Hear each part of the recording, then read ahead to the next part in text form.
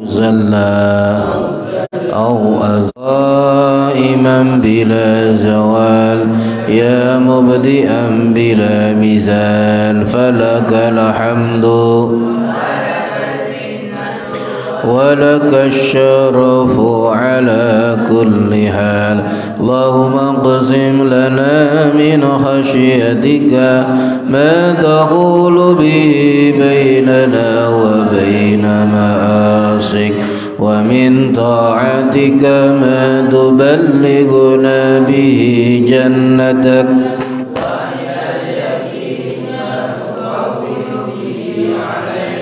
مصائب الدنيا ومتعنا بأسماعنا وأبصارنا وقوتنا ما أحييتنا واجعله منا ربنا أتمم لنا نورنا واغفر لنا إنك على كل شيء قدير وصلى الله على سيدنا محمد والحمد لله رب العالمين. Bismillahirrahmanirrahim. Qala al-musannif rahimallahu ta'ala wa nafa'ana bihi wa bi ulumihi wa amadda alaina wa dala mizana min barakatihi fid dharain. Amin. Bismillahirrahmanirrahim. Faslun utawi iki ku ana fasal suci.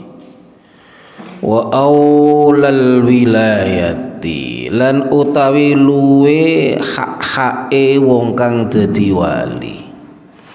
Utawi luwih hak-hake wong kang dadi wali.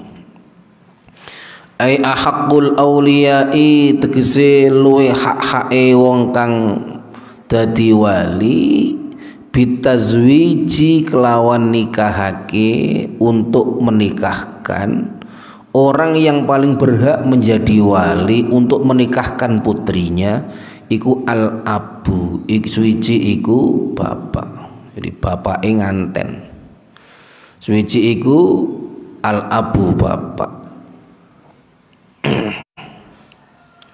Jadi bab ini menerangkan bahwa ketika kemarin diterangkan oleh Habibana Muhammad sallallahu alaihi wasallam la nikaha illa biwaliyin wa syahidai adlin, maka ketika seorang wanita mau menikah, maka dia tidak bisa menikahkan dirinya sendiri, tidak bisa.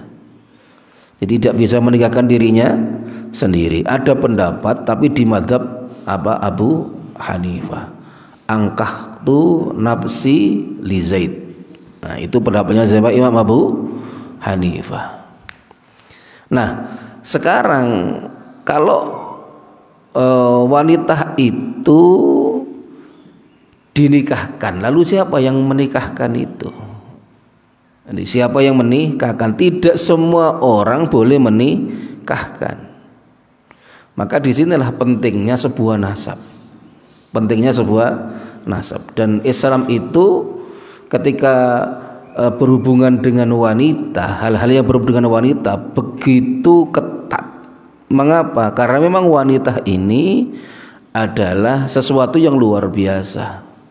Keutamaannya sejelas al-jannatu tahta aqdamil ummahat. Punya orang yang punya kelebihan yang luar biasa, maka tentu selalu dikawal dalam segala gerak-geriknya. Di samping karena wanita memang diciptakan oleh Allah, fitrahnya itu untuk berkhidmah, fitrahnya itu adalah nanti bagaimana dia harus tarbiyatul aulad, dia harus mendidik anak-anaknya, maka mulai awal dia itu sudah dikawal terus. Jadi kemana-mana dia mau pergi illa ma'adhi mahrumin, harus ada mahramnya, tidak boleh pergi sendiri, harus dijaga. Karena apa? Ini barang yang mahal, barang yang mahal. Logikanya kalau ada barang itu biasa-biasa saja, maka dia dijual di pinggir jalan pun tidak ada orang ambil mungkin. Tapi kalau barang itu super mahal, sangat mahal, maka dalam pengirimannya aja barang itu terkadang harus dikawal polisi, harus ada patwalnya, harus mungkin satpamnya harus ada, atau mungkin pengawalnya itu harus ada. Mengapa? Karena ini barang yang luar biasa baiknya dan mahalnya. Maka ketika Islam itu memandang wanita itu seperti itu, maka dikawal terus, tidak boleh kemana-mana ya, ini harus ada mahramnya. Karena apa? Ini barang mahal, jangan sampai dijual murah. Barang mahal kok dijual murah, jadi malah didol murah ora payu, didol larang. Permasalahannya tidak gitu. Fitrahnya wanita itu adalah zina, perhiasan. Fitrahnya wanita itu adalah identik dengan keindahan-keindahan itu wanita.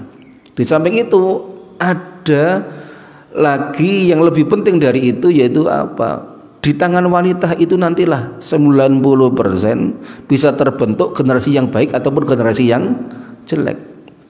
Karena al-ummumat rosatun in a'datta laha a'datta su'uban tayyibal a'raqi.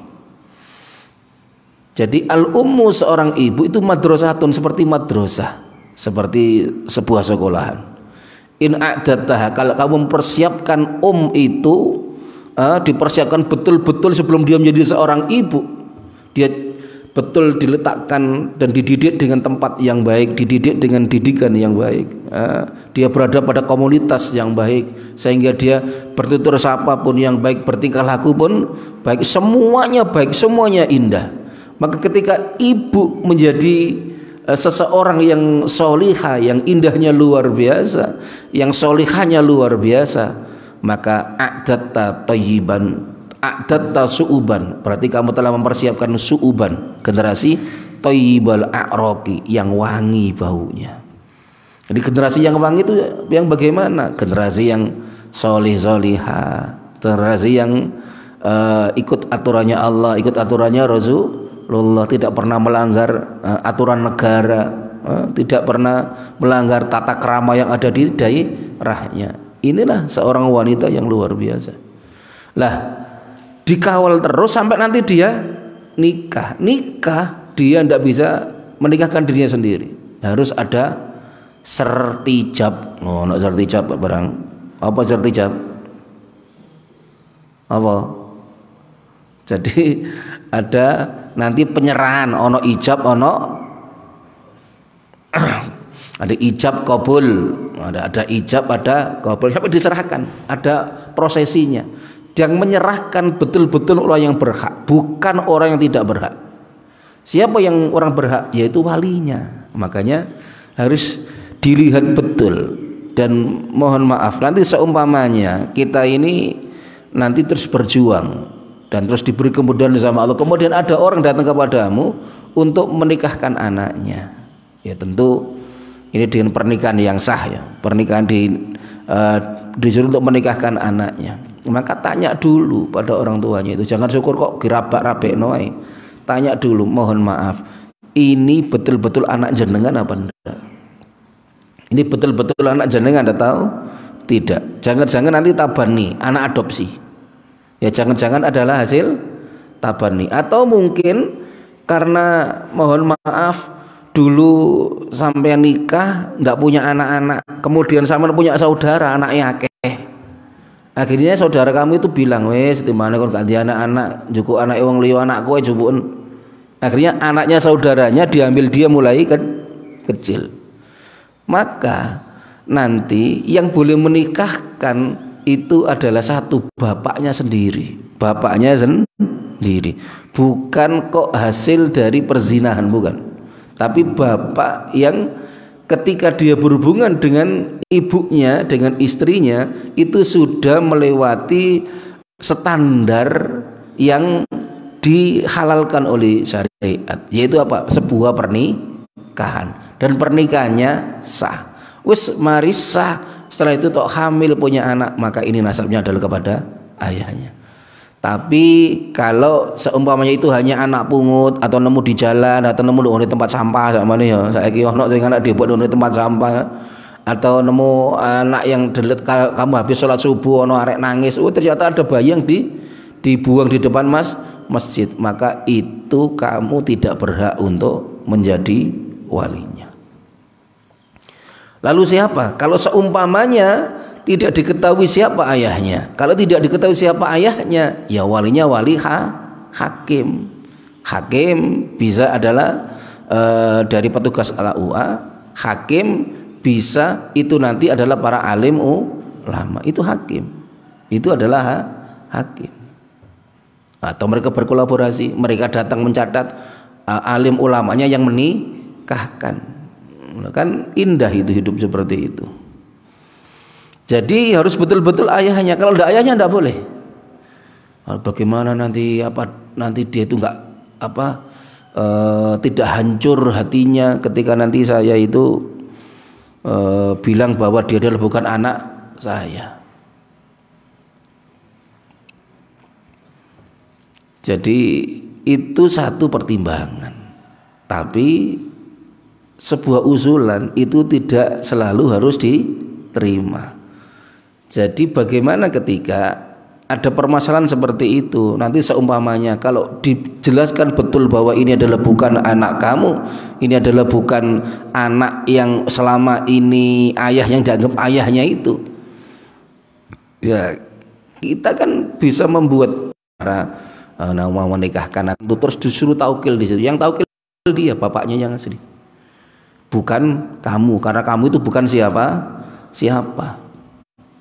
Nah, kalau sudah, nanti yang nikahkan adalah naibnya dari petugas KUA. Atau bisa juga membuat biar hatinya tidak hancur. Kalau kamu itu masih takut, jangan-jangan nanti kalau dia tahu bahwa kamu bukan ayahnya, dia itu malah kecewa berat. Kan bisa dibuat sandiwara. Contohnya seperti tadi itu, dibuat khilah. Jadi orang tuanya asli kalau kamu tahu itu dibawa ke naib. Nah, dibawa ke naib sudah. Doa kena epis taukil kan selesai. Boleh tidak apa kalau memang ada pertimbangan tadi itu. Intinya apa? Yang nikahkan adalah betul-betul walinya, bukan kok terus tidak wali tapi ngaku wali. Ya kalau kamu itu bapak biologi, rupane bapaknya pikir. Jadi urutan ini apa bedanya bitartib dengan bitakhir? Kalau bitartib itu contohnya seperti ini. Sini kan satu bapak, nomor dua adalah kakek kan, kakeknya kakek abul ab. Terus nomor tiga adalah ini saudara kandung. Jadi bapak, kakek terus saudara kandung. Nah ini urutannya. Harus tertib. Kalau bapak tidak ada baru kakek. Tidak boleh nanti bapak tidak ada kok terus saudara, itu tidak boleh. Harus kakek dulu. Ini namanya bitartib. Kalau bitakhir kamu boleh milih apakah yang menikahkan bapaknya ataukah kakeknya ataukah saudaranya. Nah, itu namanya apa? Bitakhir. Nah, ini bukan bitakhir tapi bitartib. Itu tertib. Summa abuhu mengko kari-kari bapak Yazid. Kemudian apa setelah kakek buyutnya? Wa hakadza lan hale kaya mengkini sak banjuri, ya, begini seterusnya. Wa yuqaddamu lan den dhisike apa al aqrabu kang luwih parak yang lebih dekat minal ajdadi saking pira-pira mbah dari beberapa kakek alal abadi ngarekake kang adoh mengakhirkan yang jauh. Summal akhu mengko kari-kari dulur lanang saudara laki-laki lil ab korona tunggal bapak wal lan tunggal ibu, saudara sekandung tunggal bapak tunggal ibu. Walau abbara lamun nembungake sapa musannaf bila membuat kalimat sapa yazi musannaf bisyaqiki kelawan lafaz syaqik lakana mengko yekti ana apa takbir Abbaro itu loh, abbar yu'abbiru takbiran, diambil masdarnya. Maka pasti ada apa ya si takbir iku akhsaru luwi ringkes, itu lebih ringkas. Summal akhu mongko kari-kari dulur lanang saudara laki-laki lil abi krono tunggal bapak saudara, tapi tunggal bapak ya, bukan tunggal ibu. Summa ibnul akhi mau kari-kari anak lanangi dulur lanang, anak laki-lakinya saudara laki-laki. Berarti apa? Keponakan manten. Lil abi wal ummi, tunggal bapak lan tunggal ibu. Wa in safalalan sak penisor dan ke bawah. Suma ibnul akh mongko kari-kari anak lanangi dulur lanang, anak laki-lakinya saudara laki-laki lil abi rono tunggal bapak. Wa in safalalan hali sak penisor ke bawah. Summal ammu mongko kari-kari paklik no am itu berarti saudara dari bapak. Am iku paklik yang dari bapak. Asyakiku kang tunggal bapak ibu. Summal amu mongko kari-kari am paman lil abi krana tunggal bapak. Summa ibnuhu mongko kari-kari anake ya si am lil ab, kemudian anaknya. Ibnu kullin tegese anak lanangi saben-saben anak laki-laki dari setiap minhuma saking ammusyakik lan amlil ab, ammusyakik lan amlil ab. Wa in safala lan hali saben nisor ke bawah. Ala hadza tartibi khali netepi ikilah urutan, seraya menetapi urutan-urutan ini. Jadi tertib itu berurutan. Jadi balik lagi, ini adalah bit tartib bukan bit takhir. Selama bapak ada maka tidak boleh pindah ke kakek. Selama bapak ada maka tidak boleh ke paman. Bagaimana seumpamanya kalau bapaknya itu tidak diketahui di mana tempatnya? Ya, kalau tidak diketahui di mana tempatnya, berarti nanti walinya bisa pindah pada, kalau bapaknya tidak ada berarti kakeknya. Ya, baru boleh pindah. Kalau memang tidak diketahui. Kalau seumpamanya ada orang yang mana orang tuanya ini yang laki-laki, dia itu tidak mau menikahkan,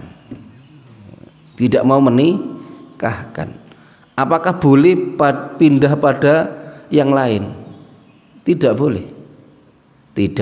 boleh.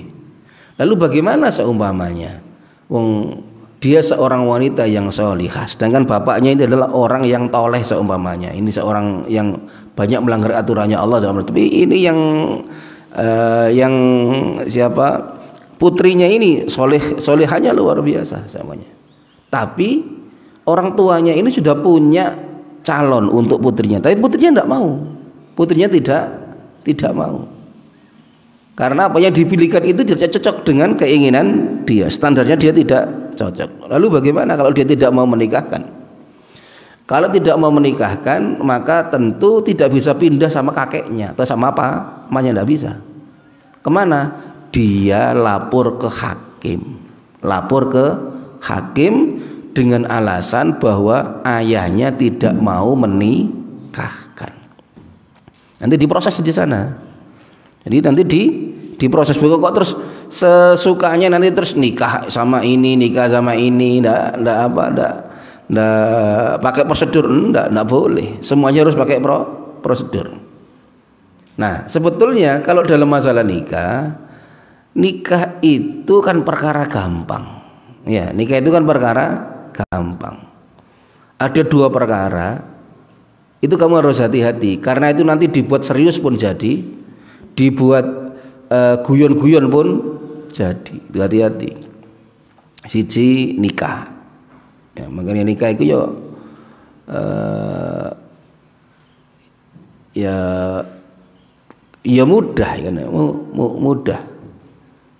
Jadi kalau lihat dulu almarhum Said Abbas dari Mekah itu yang ketika nikahkan ya kayak guyon-guyon ngono ya wis qabil tuh nikah hari wis selesai. Terus yang kedua talak, itu ditalak ya. Kamu menikah terus guyon sama talak. Ngon tak talak loh Dek, tapi guyon. Tak talak loh Dek tapi guyon. Bisa-bisa itu jadi. Jadi kon tak talak loh tapi guyon.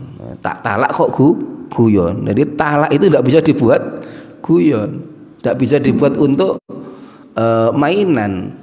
Talak itu kalau memang sudah soreh itu tidak butuh pada niat. Tapi kalau talak itu kinayah itu butuh pada niat. Tapi kalau itu sudah sore jelas itu butuh pada niat. Nah sekarang gini. Piye seumpamane zaman seperti ini, anak punya calon, terus orang tua punya calon. Kon duwe calon dhewe zamane ya. Bapakmu yang duwe calon dhewe. Lah setelah itu digaduk ora gaduk-gaduk. Jadi karena kamu punya calon sendiri, ayahmu tidak punya calon, dan dua-duanya tidak ada yang mau ngalah, itu terus piye? Seumpamanya ini dalam sebuah keluarga. Jadi kalau gambarnya seperti itu, kalau dia itu laki-laki, sebetulnya agak mudah kan? Karena laki-laki itu tidak butuh pada wali. Yang repot itu adalah ketika dia itu seorang wanita, karena itu butuh pada wali. Nah, ketika berbenturan seperti ini bagaimana? Ya, apapun yang ada itu prinsipnya adalah kita mencari ridhonya kedua orang tua. Prinsipnya di situ. Jadi yang penting adalah ridhonya orang tua. Kalau kamu punya calon, ayahmu punya calon, kok terus dicari kompromi kok tidak ada. Nah, bagaimana? Ya caranya ya kamu ngelobi dulu. Piye iki carane calon kamu itu diterima sama orang tuamu. Bagaimana caranya? Nah, kalaupun toh nanti seumpamanya dua-duanya ndak tetap ngotot, ndak mau saling ngalah, maka bagaimana? Yang terbaik adalah seorang anak itu ngalah ikut pilihannya orang tua dengan catatan memang yang dipilihkan oleh orang tua itu satu, agamanya baik. Nah, terus kufu lah gitu.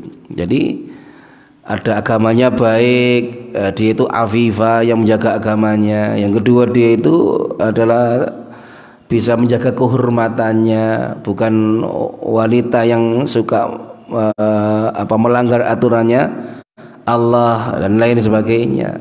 Maka lebih baik mengikuti orang tua. Jadi lebih baik. Jadi pilihannya orang tua.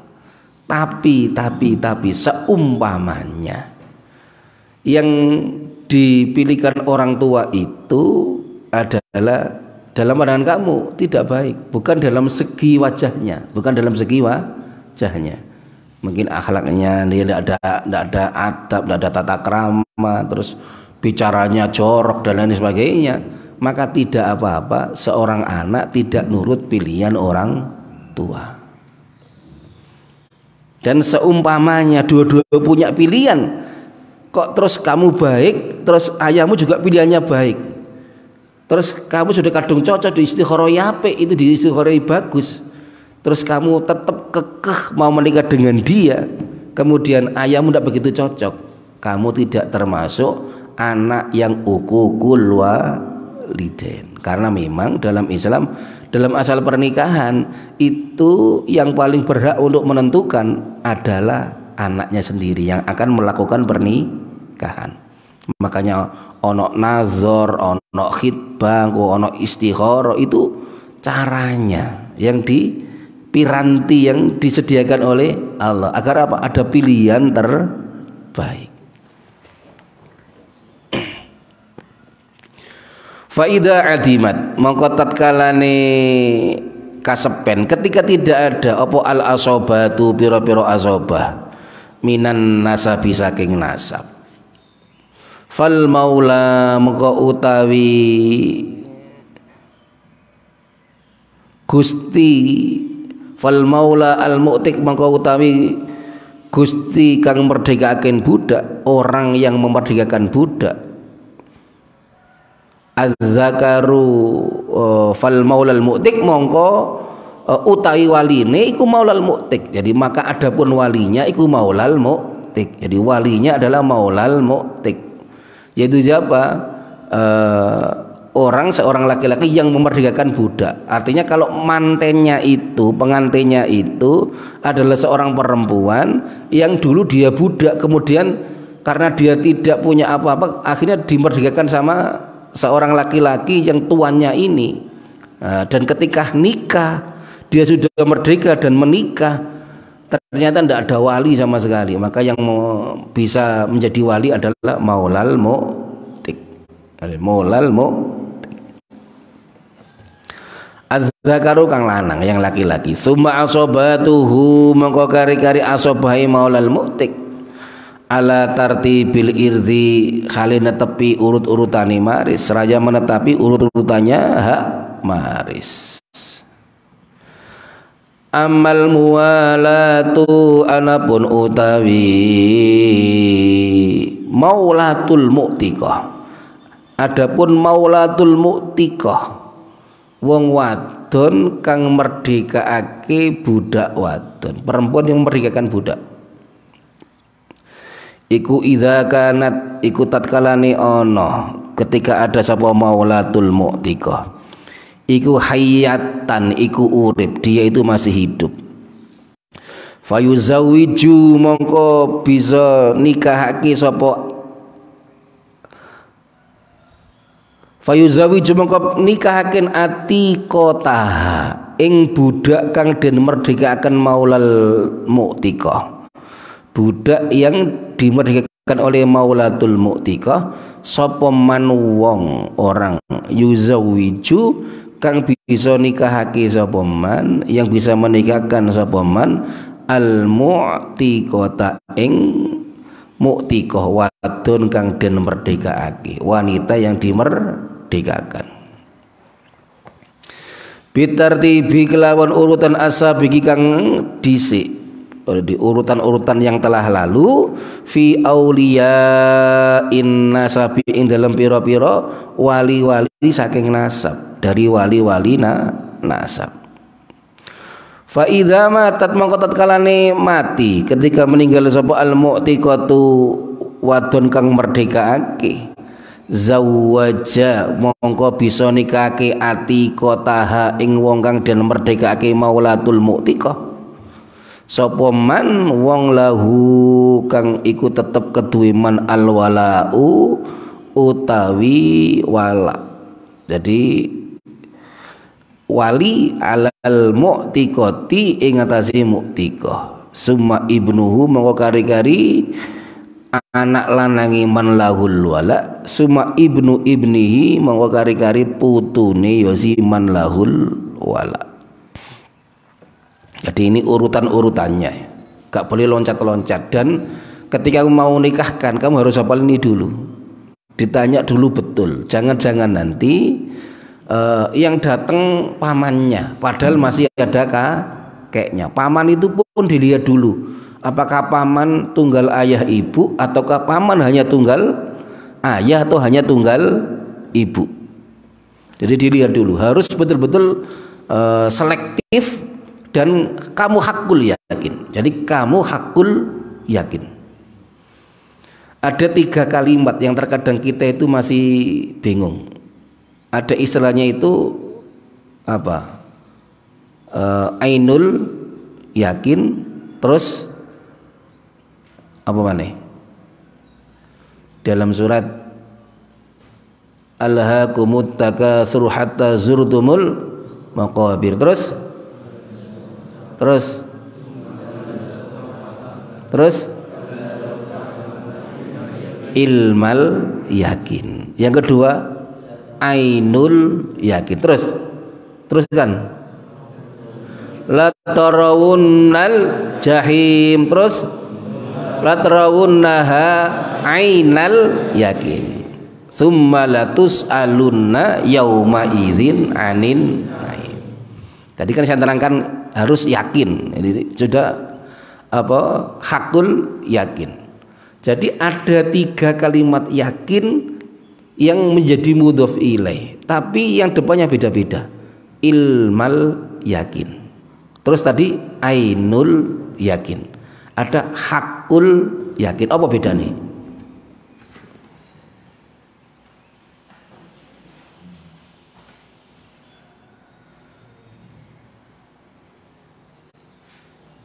Yakinnya sama. Terus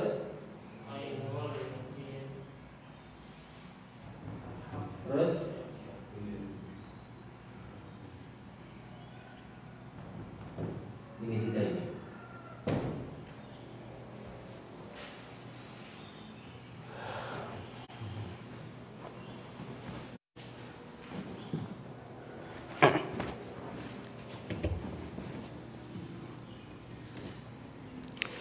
Jadi kalau tadi dalam surat yang kamu baca tadi itu kan ada 2 kalimat. Allah di situ yang pertama adalah ilmal yakin. Kalla saufa ta'lamun. Kalla law ta'lamuna ilmal yakin. Ada ilmal yakin. La tarawunnal jahim. Summa ainal yakin. Dari ono ainal yakin. Dari ono ilmal yakin, ono terus ainal yakin. Itu kan menceritakan bagaimana Allah itu menceritakan bagaimana dakwanya Habibana Muhammad sallallahu alaihi wasallam dan realita keadaan masyarakat ketika itu. Bagaimana masyarakat ketika itu mindset dia itu adalah uang. Yang penting hidup itu banyak uang, banyak harta. Dan di setiap masa pasti akan ada orang seperti itu ya. Ono raja yang lalim, ada penguasa yang lalim, pejabat yang korup, terus ada nanti anak buahnya itu yang mendukungnya dan dia juga korup, juga yang ini lalim, ini yang korup. Tapi nanti di sisi lain itu ada orang-orang yang selalu mendakwahkan ke jalan Allah. Coba lihat di zaman Nabi Musa, ono Nabi Musa, ya ono Fir'aun, terus ono Qarun, ono Haman. Nah ini 4 orang ini akan selalu ada dalam kehidupan manusia. Orang yang mengajak ke kebaikan pasti ada, selalu ada. Itu gambarannya Nabi Musa. Nah, terus ada Fir'aun. Fir'aun ini adalah seorang raja yang dia itu diktator atau dia itu semena-mena. Ini gambarannya siapa? Fir'aun. Engko ana Qarun. Lah Qarun itu adalah gambaran. Gambarannya apa? Pengusaha-pengusaha atau mungkin kalau tingkat kampung ya wong sing sugih-sugih di kampung. Wong sing sugih-sugih di orang yang kaya-kaya di kampung. Gambaran sekarang oligarki atau mungkin apa istilahnya konglomerat yang ada. Jadi Nabi Musa, terus Fir'aun, terus Qarun, terus ono Haman. Nah ini pejabat yang korup. Pasti akan selalu ada 4 orang model ini. Di zaman Rasulullah pun ada. Di zaman Rasulullah ono Kanjeng Nabi, ya kan. Tapi ini ono paman-pamannya. Yang paling berpengaruh adalah Abu Jahal ketika itu. Abu Lahab iki koncone ya, ya. Jadi nanti pasti akan ada orang-orang seperti itu. Di zaman kita pun ada seperti itu, dalam skala besar ataupun skala kecil. Kata Allah, jangan kamu itu hidup orientasimu kok dunya, duit tok, jangan. Makanya alhaakumut takasur hatta zurdumul maqabir. Jadi telah melalaikan pada kamu at-takasur. Kamu memperbanyak harta, memperbanyak anak keturunan, kamu nanti berfoya-foya punya harta, kamu itu bisa membeli apapun, bahkan hukum itu bisa kamu beli. Jangan seperti itu. Kamu nanti tidak akan selesai seperti gak mari-mari kamu seperti itu. Hatta zurtumul maqabir. Kamu baru berhenti nek kono gelebokno nang ngene kuburan. Masuk kuburan selesai sudah. Makanya kata Allah, kalla saufa ta'lamun. Kalla aja koyo ngono, kata Allah. Jangan seperti itu. Saufa ta'lamun. Kamu akan tahu nanti balasannya. Kamu akan tahu balasannya. Kalla saufa ta'lamun. Summa kalla saufa ta'lamun. Diulang lagi sama Allah. Summa kalla, kemudian jangan seperti itulah kamu itu hidup. Kamu itu hidup kalau mau kerja aja enggak apa-apa, tapi jangan lupa ketika kamu kerja, kalau waktunya sholat kamu sholat, waktunya ibadah kamu ibadah. Islam tidak melarang orang mencari nafkah, suruh kerja, bahkan mengapresiasi orang yang kerja. Rasulullah itu pernah mencium seorang sahabat yang tangannya itu penuh dengan kapal, penuh dengan apa bahasane kapal itu. Apa bahasa Indonesia kapal? Penuh dengan perahu, no. Kapal tuh tangannya ini loh, tangannya terus ada kuning-kuning apa ini? Apa bahasa Indonesia ini? Kapal. Oh, kapalan. Berarti bukan kapal temenan kan, kapalan. Di sini ada kapalan. Ini dicium sama Rasulullah. Apa? Mengapresiasi. Kamu cari nafkah, kamu cari apa ini harta, lu boleh asal caranya yang benar. Karena dalam Islam orang kerja itu pun ketika dia diniati ibadah maka itu jadi ibadah, kan gitu. Ketika itu diniati ibadah maka itu jadi ibadah. Kepengen sogi masuk gak boleh. Kamu ingin kaya enggak apa-apa. Tapi diniati yang benar. Nanti kalau saya sudah kaya, saya mau sedekah, mau bangun ini bantu masjid, bantu pondok, ini fakir miskin tak kasih, ini tak kasih. Niatnya seperti itu. Nah, itu boleh. Jadi pengusaha boleh. Siapa yang tidak boleh? Cuma ingat, kalau kamu sudah bekerja, tapi harus tetap ingat bahwa ada waktunya untuk sholat. Nah, nanti berkah itu hidupnya. Nah, yang diingatkan Allah, orang yang tidak ingat itu. Jadi alhaakumut takatsur hatta zurdumul maqabir. Jangan seperti itu. Kalla law ta'lamuna ilmal yakin. Ojo koyo ngono. Nanti bagaimana kalau kamu nanti melihat itu betul dengan ilmal yakin. Kamu di dunia sudah mendengar ada kiai menerangkan, ada ustadz menerangkan bahwa nanti kalau orang itu tidak mau sholat nanti akan disiksa, ada neraka, ada ini, ada siksaan. Terkadang malah orang itu dengarkan malah gaya guyon-guyon. Rungokno, isu-isu ngedabru saya itu. Rungokno ya, mari maghrib ngedabru saya ngomong oleh opoh itu dapat apa? Ada orang yang itu berjuang fisabilillah, orang yang dakwah fisabilillah, malah banyak orang yang menghina, Dia kan tidak percaya. Tapi kata Allah, saufa ta'lamun, kalla saufa ta'lamun. Terus akhirnya lau ta'lamuna ilmal yakin la tarawunnal jahim, la tarawunnal jahim. Jadi kamu nanti akan melihat betul dengan apa? Ada ainal yakin. Nah, makanya di sini apa bedanya ilmal yakin? Kata Allah tadi pertama dawuhnya ilmal yakin, kemudian terus yang kedua adalah ainal yakin, yang ketiga adalah hakul yakin. Jadi dalam tafsir Al-Wasit itu diterangkan oleh Imam Besar Al-Azhar. Beliau menerangkan bahwa perbedaannya itu kalau ilmal yakin itu mengetahui sesuatu dari pengetahuan yang ada, dengan data yang ada, dengan pengetahuan yang ada, dengan gambar-gambar yang ada. Itu namanya apa? Ilmal yakin. Yang kedua adalah ainul yakin. Ainul yakin itu kamu tahu sesuatu dengan melihat langsung. Itu ainul yakin. Jadi kalau yang pertama belum melihat, cuma datanya ada. Contoh, kamu itu percaya bahwa di Jakarta itu ada namanya Monas, Museum Nasional. Siapa sih yang tahu nang Monas? Oh, nang Monas, iya ono Monas itu. Kamu googling ndok ngene HP, ngelok Monas ono gambare. Oh, iki berarti Monas sih. Monas itu tingginya segini, atasnya ini adalah emas.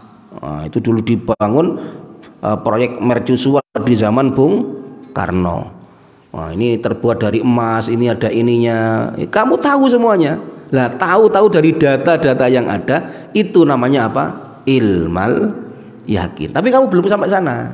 Kamu belum sampai sana. Itu namanya apa? Ilmal yakin. Kamu ngerti ndongone Malaysia itu ada gedung kembar.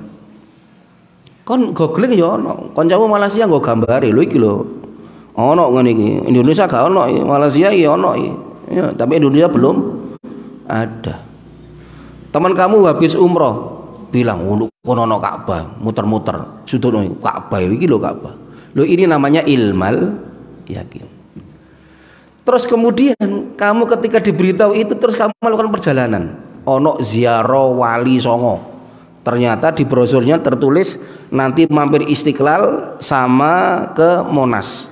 Akhirnya kamu sampai Monas, lihat Monas, subhanallah, Monas ya. Wah, Monas sih modelnya ini yo. Wah, iki Monas dhuwur emas temenan. Nah, ini masih tak jupuk ngono piye ya. Iku jenenge ainul yakin. Yang ketiga adalah hakul yakin. Kalau kamu itu sudah mengetahui datanya, melihat, kemudian kamu masuk ke dalamnya, maka itulah hakul yakin.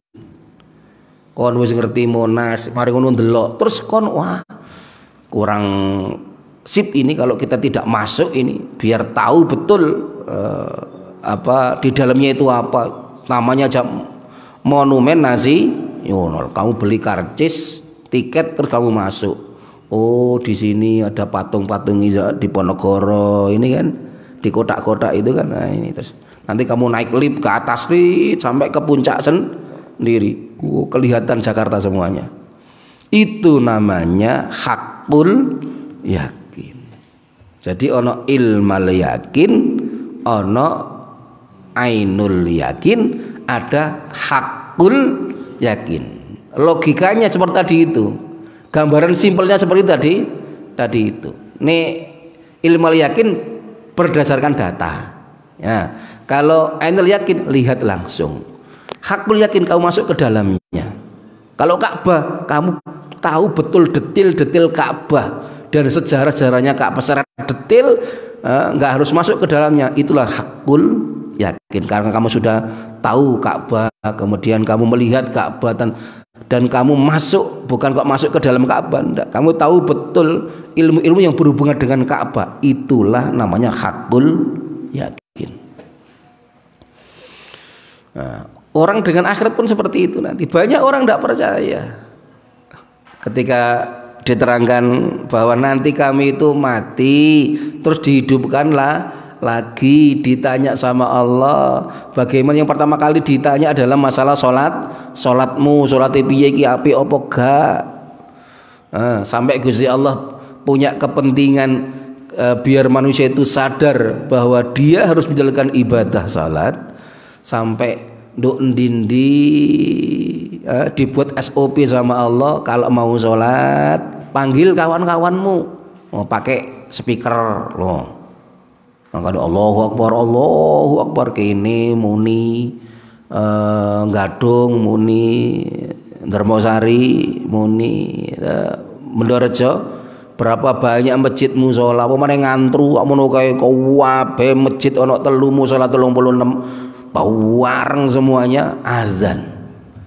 Supaya apa? Telinga kita ini diurek, kuping cek diurek ya, biar sadar bahwa ini waktunya sholat. Sampai seperti itu tuh Allah mengingatkan kita sampai seperti itu. Biar apa? Kita sadar bahwa kita ini adalah seorang makhluk. Biar nanti kita tidak menyesal nanti di akhirat. Ketika ada orang ingatkan loh, mestinya kita senang. Jangan kok malah dicibir. Makanya sampai kalla law ta'lamuna ilmal yakin la tarawunnal jahim summa la tarawunnaha ainal yakin. Kamu nanti akan tahu ainal yakin summa la tus'alunna yauma idzin anin. Mengapa kok Allah kalla itu larangan yang sangat, makanya diulang-ulang. Jadi satu larangan yang begitu keras. Summal hakimu mongko kari-kari hakim iku yuzawiju bisa nikake sapa ya si hakim inda faqdil auliyai ing dalam nalikane kasepene pira-pira wali ketika tidak ada wali minan nasabi saking nasab wal walai